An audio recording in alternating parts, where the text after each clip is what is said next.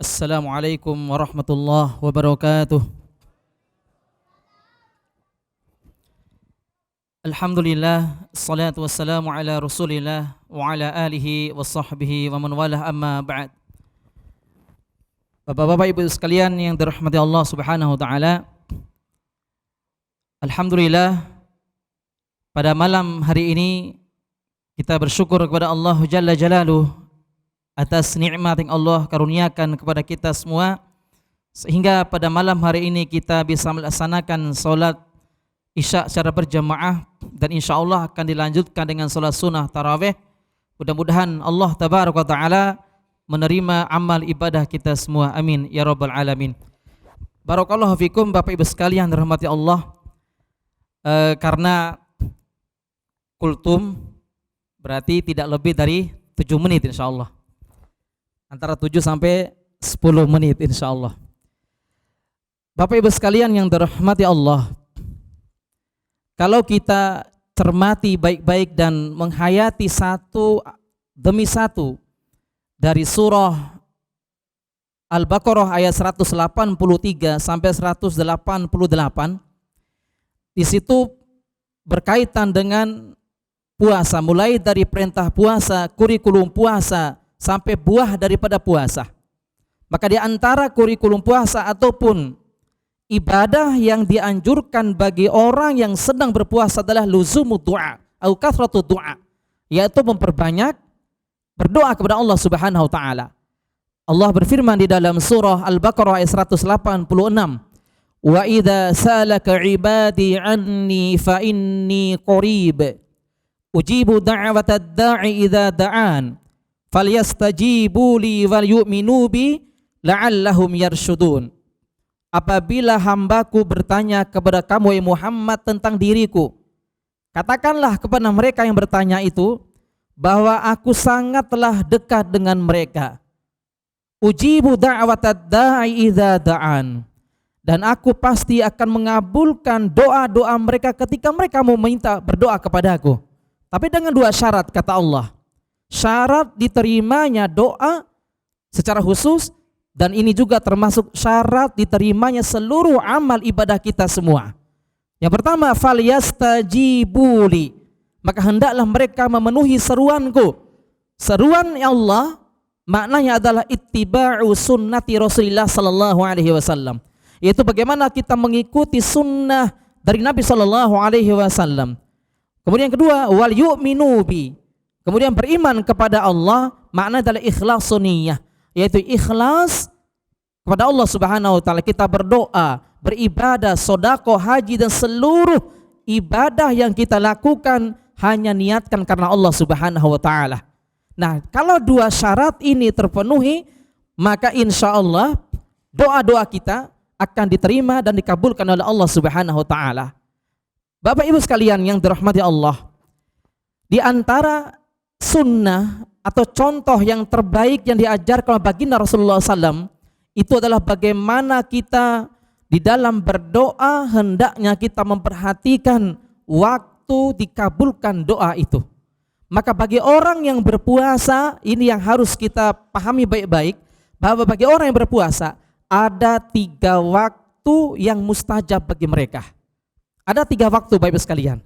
Kalau salah satu dari 3 waktu ini atau 3-tiganya kita manfaatkan dengan sebaik-baiknya, maka insya Allah seluruh doa-doa kita akan dikabulkan oleh Allah Subhanahu wa taala. Yang pertama adalah indas sahuri, yaitu ketika makan, ketika waktu sahur. Sebagaimana hadis yang diriwayatkan Imam Al-Bukhari dan Imam Muslim dari sahabat Abu Hurairah radhiyallahu anhu, Nabi sallallahu alaihi wasallam bersabda, "Yanzilu Rabbuna tabaraka ta'ala kulla lailatin ila sama'id dunya hina yabqa thuluthul lailil akhir." Bahwa Allah tabaraka ta'ala akan turun ke langit dunia tiap malam di sepertiga malam terakhir. Di sepertiga malam terakhir. Al-Imam Ibnu Hajar Al-Asqalani Asy-Syafi'i dalam kitabnya Fathul Bari, ketika beliau menjelaskan hadis ini bahwa Allah tabaraka ta'ala turun ke langit dunia tiap malam di sepertiga malam terakhir, itu kata Ibnu Hajar adalah bahwa inda waqtis sahuri, yaitu ketika waktu disunnahkan untuk makan sahur. Maka disunnahkan ketika waktu sahur, maka Allah tabaraka taala turun ke langit dunia tiap malam. Wa qala, lalu Allah berfirman dengan tiga kabar gembira. Yang pertama kata Allah Subhanahu wa taala, "May yad'uni fa astajiba lahu." Barang siapa yang berdoa di waktu sahur itu kepada aku, maka aku pasti akan mengabulkan doa-doanya. Yang kedua, "Wa man sa'alani fa'utiyahu." Dan siapa yang meminta kepadaku di waktu itu, aku akan mengabulkan permintaannya. Apapun yang dia minta, aku akan memberikan permintaannya, kata Allah. Yang terakhir, yang ketiga, "Wa may yastaghfirni fa'aghfirulah." Dan siapa saja yang meminta ampun kepadaku atas dosa-dosanya di waktu sahur itu, aku akan mengampuni semua dosa-dosanya. Masya Allah. Maka ini sunnah dari Nabi SAW, yaitu banyak berdoa di waktu sahur. Kira-kira kapan disunnahkan untuk makan sahur? Maka ada satu hadis, Bapak Ibu sekalian, hadis dari sahabat Zaid bin Sabit radhiyallahu anhu. Beliau mengatakan, "Tasaharna ma'a Nabi sallallahu alaihi wasallam, thumma qama ila sholati." Kami pernah makan sahur bersama Nabi, lalu Nabi menunaikan salat subuh. Lalu Zaid bin Sabit bertanya, "Ya Rasulullah, kam bainal adhani was sahuri?" Berapa jarak antara azan dan makan sahur? Antara sahur dan azan berapa jaraknya Rasulullah? Maka Nabi sallallahu alaihi wasallam bersabda, "Qadra khamsina ayah." Kira-kira 50 ayat yang dibaca.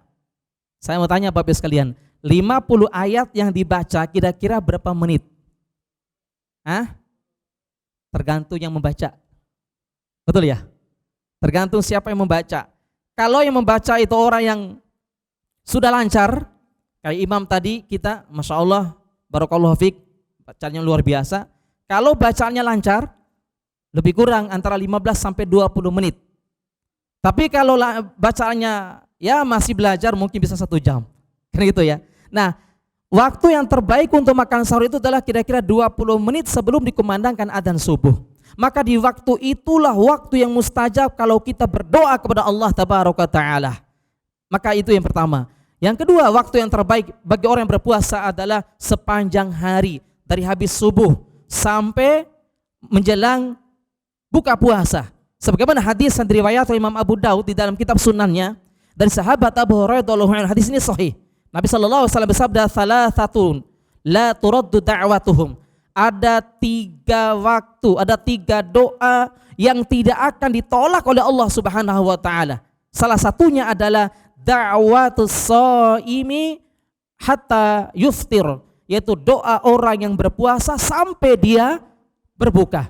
Berarti sepanjang hari orang yang berpuasa itu kalau dia berdoa, apapun yang dia minta pasti diijabahi oleh Allah Subhanahu wa taala. Itu luar biasa. Yang terakhir, yang ketiga. Tinggal 2 menit lagi, Pak. Ya, yang ketiga, yaitu waktu yang terbaik bagi orang yang berpuasa itu adalah indal iftar, yaitu ketika berbuka puasa. Ketika berbuka puasa ini adalah waktu yang diijabahi. Sebagaimana Nabi sallallahu alaihi wasallam juga bersabda dalam hadis yang sahih, diriwayatkan oleh Imam At-Tirmidzi dalam kitab Sunannya, Imam An-Mundhir dalam kitab At-Targhib wa Tarhib. Nabi sallallahu alaihi wasallam bersabda, "Thalathatun la turaddu da'watuhum." Ada 3 doa orang yang langsung diterima oleh Allah doanya. Maksudnya tidak akan ditolak selama-lamanya. Salah satunya adalah da'watus shaimi hina yuftir. Doa orang yang berpuasa ketika dia sedang berbuka. Kira-kira 5 menit sebelum dikumandangkan azan maghrib. Saya ulangi lagi.